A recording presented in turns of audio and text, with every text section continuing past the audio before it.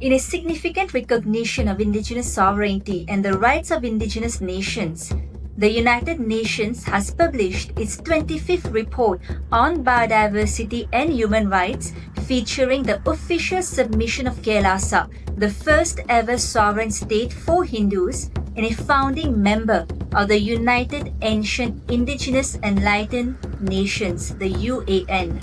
In publishing the report, the United Nations has reaffirmed the juridical statehood of KAILASA, lending legitimacy to its sovereign operations under international law and affirming its right to participate in global multilateral dialogues as an indigenous nation-state.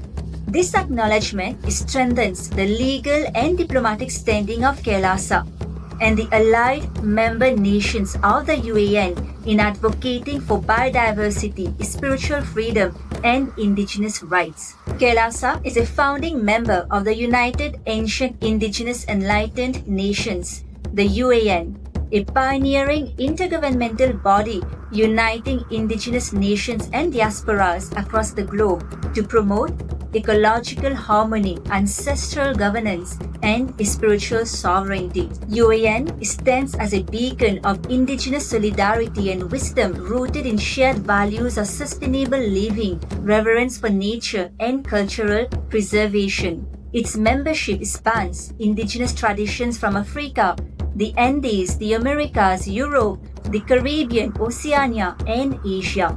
As the world faces mounting ecological collapse and social unrests, UAN affirms that indigenous communities hold vital time-tested solutions from regenerative land management and holistic healing to youth empowerment, intercultural dialogue, and ethical economic models. Through UAN, KAILASA actively contributes its ancient Hindu ecological frameworks to global collaboration, forging alliances with other spiritual and indigenous leaders to co-create pathways for biodiversity protection, climate resilience, and lasting peace.